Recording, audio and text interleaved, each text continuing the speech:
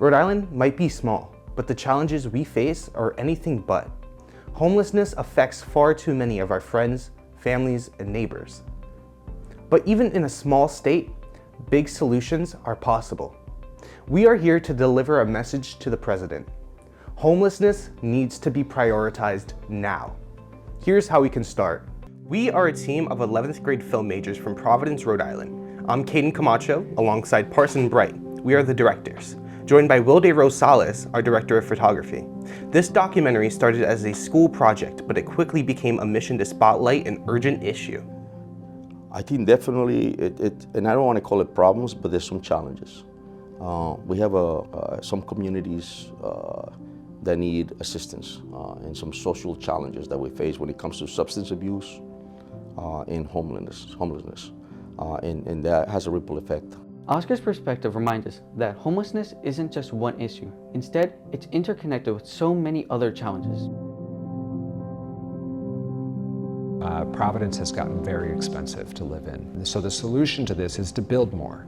We've made it cheaper and faster to get building permits and approvals so that private developers can build more apartments. But the challenge to us is to make sure that there is a home for everyone who's coming in so that it doesn't push out or price out people who've lived here for a long time. We've got a lot of work to do to catch up. The mayor's efforts show progress, but it's clear we need federal support to address the scale of this crisis.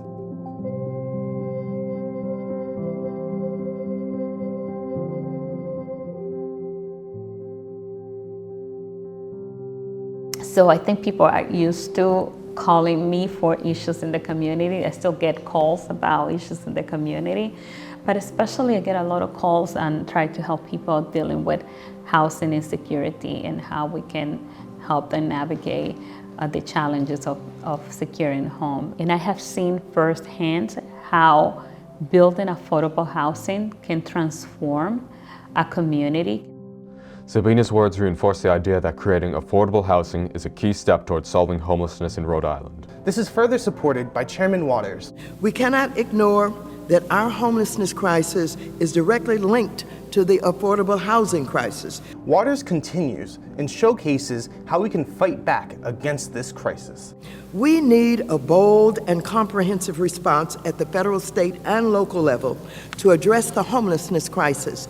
That's why I have introduced this bill, the Ending Homelessness Act. Waters introduced the Ending Homelessness Act, which will provide $13 billion in funding that would ensure that every person suffering from homelessness would have a place to call home. This sounds like a great bill for the president to push for and get passed so he can sign it into law and provide the proper resources to get people off the cold streets of Rhode Island and into housing.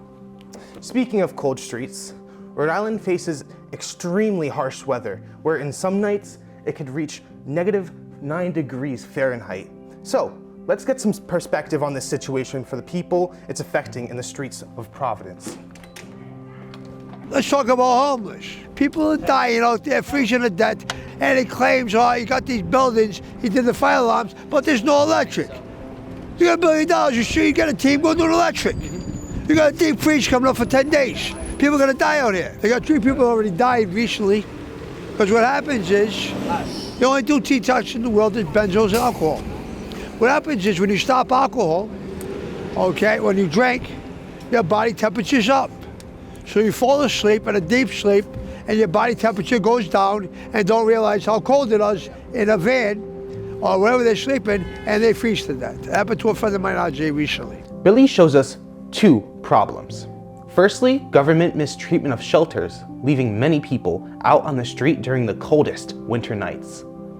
And secondly, substance abuse that could lead to fatality. We must address these issues and allocate funding to support these people because they need our help. We must focus on immediate relief so nobody dies on the streets, and long-term prevention so nobody ends up on the street to begin with. We interviewed in the offices of City Hall, State House, and we interviewed on the street collecting perspectives that showcase the dire need for assistance. We covered a bill that was introduced by Chairwoman Waters that will take financial strain off of many people suffering from homelessness and give them places to rest their heads and call their own. But that's only possible if you, push this bill to get passed and sign it when it arrives on your desk. Thank you, Mr. President.